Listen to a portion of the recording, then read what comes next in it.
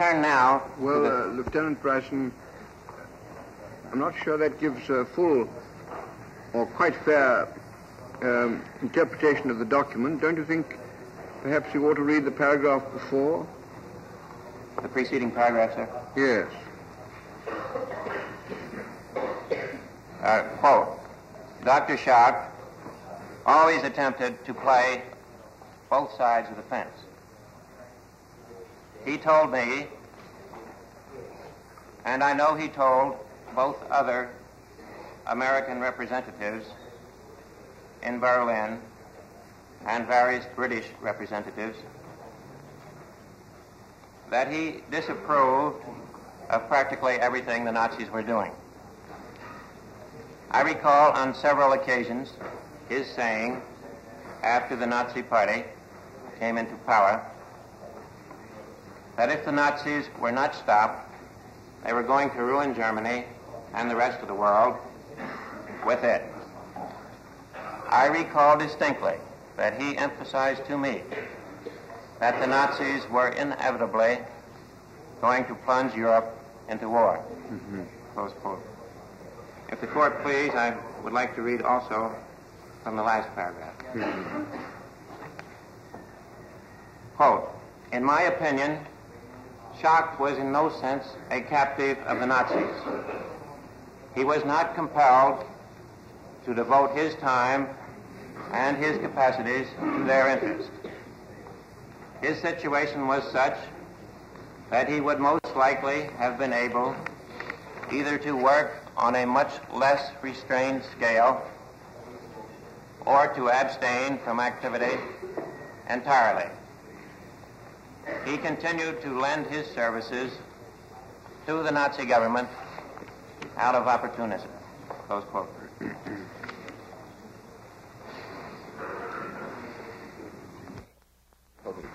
I will offer, sir.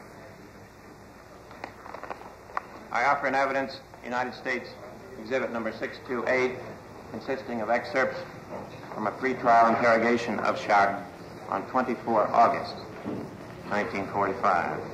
Where is it? Here, so you'll find it in the document book in the back, labeled Interrogation of 24 August. In 1935, Schacht stated flatly that Germany would, if necessary, acquire colonies by force. I offer in evidence EC 450, designated as United States Exhibit number 629.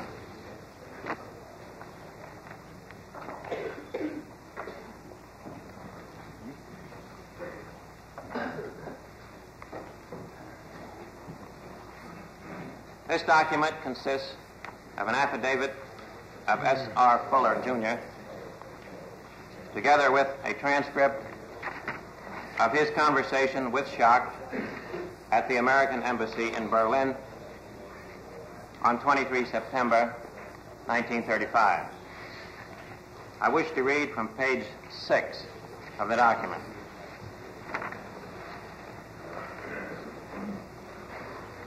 Where there appears a statement by Schacht in the lower half of the page.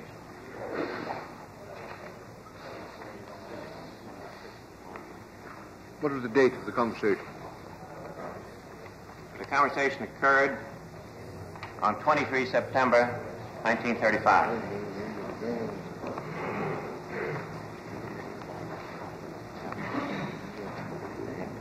The page numbers of this document are at the bottom.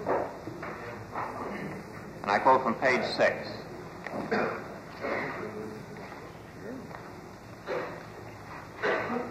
Quote, Schacht. Colonies are necessary to Germany. We shall get them through negotiation if possible. But if not, we shall take them. On page 6, is it? Your Honor, please, the page numbers are at the bottom of the page and not at the top.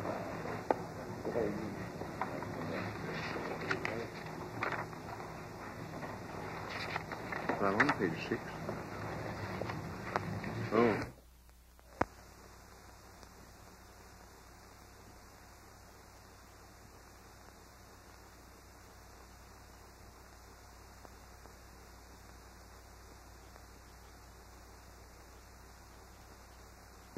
There's a year stated in the document. It's rather misleading as it is.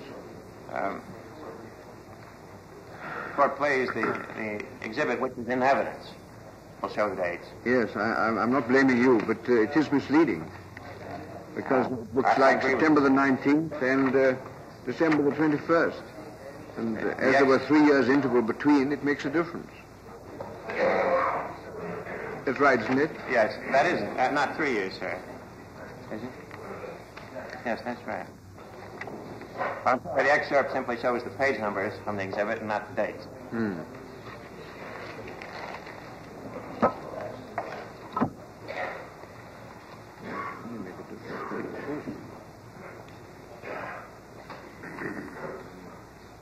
Schacht admittedly strained all the resources of Germany to build up a Wehrmacht which would provide Hitler with an instrument for realization of his desire for Lebensraum.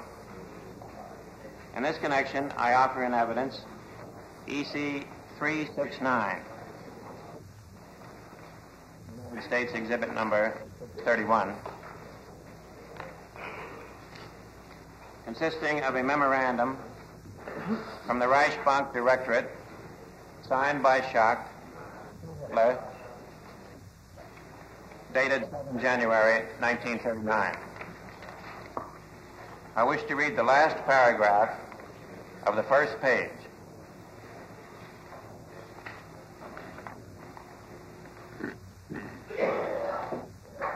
Quote, "From the beginning, the Reichsbank has been aware of the fact that a successful foreign policy can be attained only by the reconstruction of the German armed forces. It, the Reichsbank, therefore assumed to a very great extent the responsibility to finance the rearmament in spite of the inherent dangers to the currency. The justification thereof was the necessity which pushed all other considerations into the background. Through the armament once nothing, furthermore camouflage, which made a respect-commanding foreign policy possible." Close quote. It is clear that the successful foreign policy, which Schacht thus attributed to rearmament, included the Austrian and Czechoslovakian acquisitions. I offer in evidence EC 297A, United States Exhibit 632, being Schacht in Vienna, the Anschluss in March 1939.